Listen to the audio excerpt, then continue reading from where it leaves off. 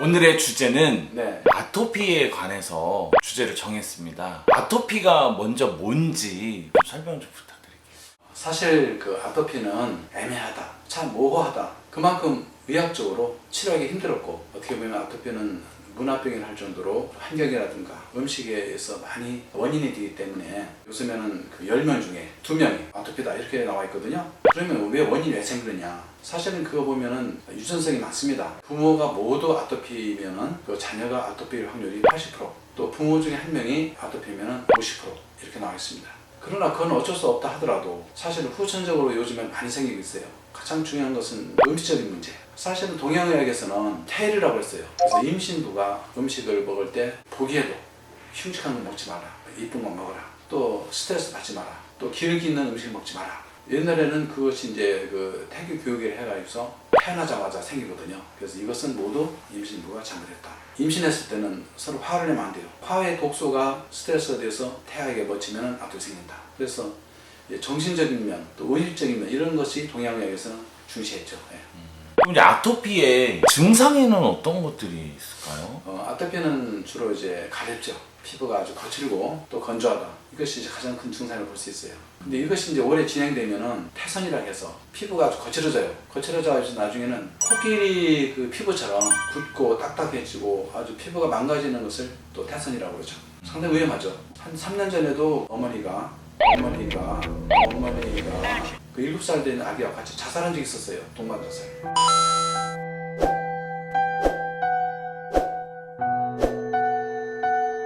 왜냐면 그 아기가 밤새 잠도 못 자고 아주 가려워서 떼굴떼굴 둥글고 심지어는 그러면 수건으로 막 동염해주고 그런다고 되는 게 아니에요.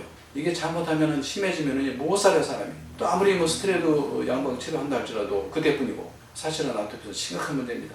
산업 문화가 발전할수록 또 음식 문화가 발전할수록 많이 생기죠. 옛날에는 그 음식을 이열치열을 많이 썼어요. 이열치열. 열은 열로서 다스린다. 근데 지금은 음식을 갖다가 뭐 아이스크림이든 뭐 가공식품 이런 걸 먹어서 헬스하고 또 에어컨 문화 이런 것들이 피부를 건조하게 만들거든요. 그렇기 때문에 환경적인 문제 또 내부적인 음식적 문제 사실 흙을 밟아야 되는데 흙을 밟을 수 없잖아요. 이런 모든 요인들이 이제 아토피 요인이 되는 거죠. 근데 저희는 몰라요. 도대체 아토피 걸리면 얼마나 그게 고통스럽고 괴로운지. 예. 근데 그거는 사실 당해본 사람이 아니면 모르겠는데 우리가 피부가 간지러운 게 이것이 그냥 간지러운 게 아니라 하루 종일 밤새껏 간지럽잖아요. 얼마나 괴롭겠어요. 그런데 가려워 긁으면 또 상처 나잖아요. 상처에 진물이 줄줄 흐르고. 그러니까 막 그 수건으로 동여매고 또 밀폐되잖아요. 또 공기 통하지 않으면 피부는 더 간지럽죠.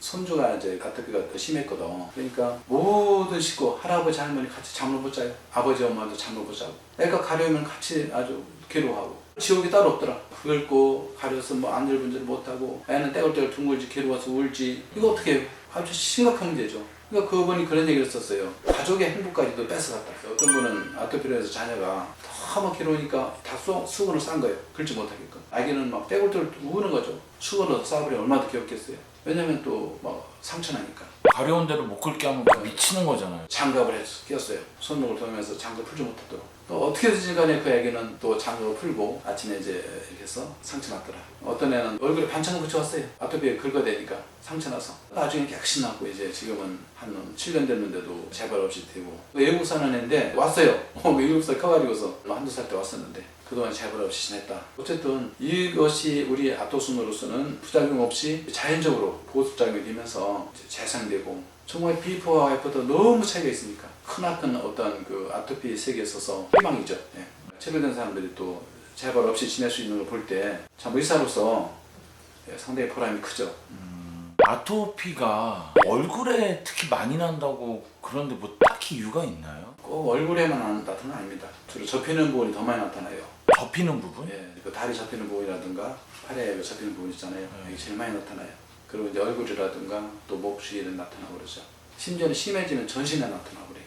이유가 뭐 따로 있나요? 접히는 부분 같은 건 거의 습하고 이제 피부에 노폐물이 끼잖아요. 얼굴에도 마찬가지로 옷 입은 상태는 옷이 부하고 있지만 먼지라든가 공해라든가 이런 것들이 얼굴에 많이 노출되잖아요. 또 애들은 이제 음식 먹다가 이런데 끼고 막 이러다 보니까 주로 입 주위에 많이 나타나요. 저녁 때나 예. 잘 때 고통이 이루 말할 수 없다고 하던데. 저녁 때나 잘 때 나타나는 것은 방은 밀폐되어 있잖아요, 그죠? 피부도 산소 호흡을 하잖아요. 근데 밀폐된 공간이기 때문에 산소 호흡이 제대로 이루어지지 않잖아. 낮에는 그래도 돌아다니고 그럴 때는 피부 산소 호흡을 합니다.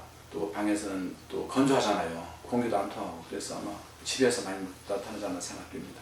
이거는 치료해도 또 재발되고 골치 아픈 병이라고 하던데. 그래서 이제 양방적인 치료는 그 스테로이드라든가 이게 일시적이거든. 이게 근본적으로 치료가 안 되는 겁니다. 다시 재발되고 스테로이드 부작용이 좀 많이 있거든. 그렇지만 우리 그 아토스는 모두 자연 물질이기 때문에 쓰면 쓸수록 피부가 부해지고 또 노폐물도 없어지고 피부가 재생되고 피부 세포 자체가 개선되는 거죠. 아토피를 아주 순하게 한다. 순수한 약재로 돼 있다. 이런 뜻에서 아토스라는 이름을 붙이는데 제가 직접 만들었고 우리 한의원에 와서 많이 구입할 수 있고 저랑 또 상담해야 됩니다. 어떻게 해서 이 아토순이라는 거를 직접 이렇게 개발하시게 된 건지. 우리 직원이 자기가 아토피 때문에 참 괴롭다.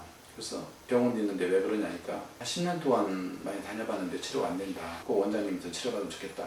개발하게 됐어요. 주 그 재료는 그 유근피였어요. 유근피가 한방에서는 종기의 성약이다. 옛날에는 사실은 종기가 났을 경우에 그 느릅나무 뿌리 껍질을 찧어가지고서 밀가루 반죽해서 붙였거든요. 그러면 그 아무리 심한 종기도 하루가 지나면은 고름을 싹 빠지면서 새살이 나와요.